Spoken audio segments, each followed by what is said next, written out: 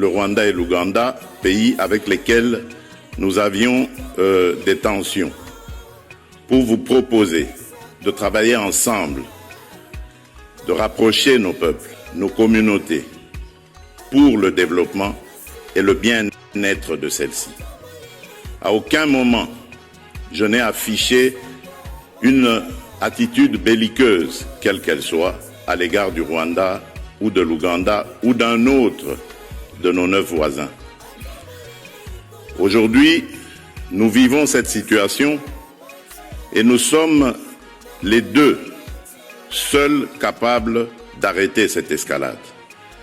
Je le dis en prenant à témoin le président João Lourenço, notre président actuellement de l'Union africaine, dont je rends d'ailleurs l'hommage, un hommage particulier pour son implication dans cette crise et qui, comme vous le savez, était à quelques encablures de la régler définitivement.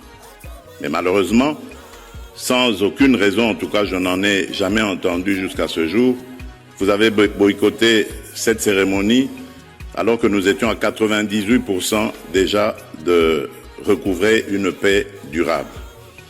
Mais il n'est pas trop tard pour bien faire. Et c'est pour ça que je prends à témoin ce forum et à travers lui le monde entier pour vous tendre la main, Monsieur le Président, à ce que nous fassions la paix des braves. Et cela demande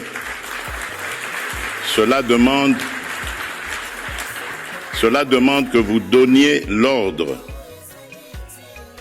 aux troupes du M23 qui sont soutenues par votre pays d'arrêter cette escalade qui a fait suffisamment de morts comme ça. Nous les comptons par millions depuis des années. L'histoire nous jugera. Il est temps d'arrêter et de nous tourner vers la paix et le développement. Je remercie le président Cyril Ramaphosa qui est venu à nos côtés, qui n'a pas hésité à envoyer ses troupes, dont d'ailleurs certains éléments sont tombés sur le champ d'honneur dans notre pays, au front, ce qui nous oblige à rester définitivement reconnaissants envers la République d'Afrique du Sud et des autres républiques sœurs de Tanzanie et de Malawi qui avaient aussi contribué à des troupes. Mais je crois que l'Afrique aujourd'hui a besoin de passer à autre chose, Monsieur le Président Paul Kagame, et nous en sommes capables. Prenons simplement le courage de nous regarder en face, de dire ce qui ne va pas et de prendre les décisions les bonnes pour nos populations.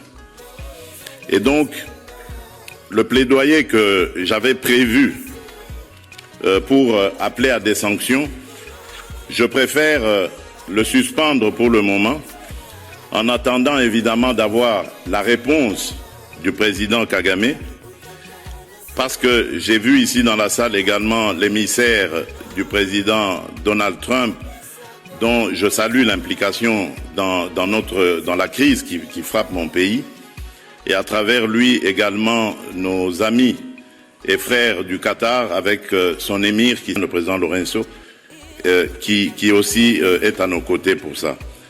Je crois que cet appel est la preuve que la République démocratique du Congo n'est pas belliqueuse. La République démocratique du Congo veut la paix, la véritable paix qui va entraîner la stabilité et permettre le développement de cette région qui, pour moi, est l'une des plus belles régions du monde, c'est-à-dire cette région des Grands Lacs.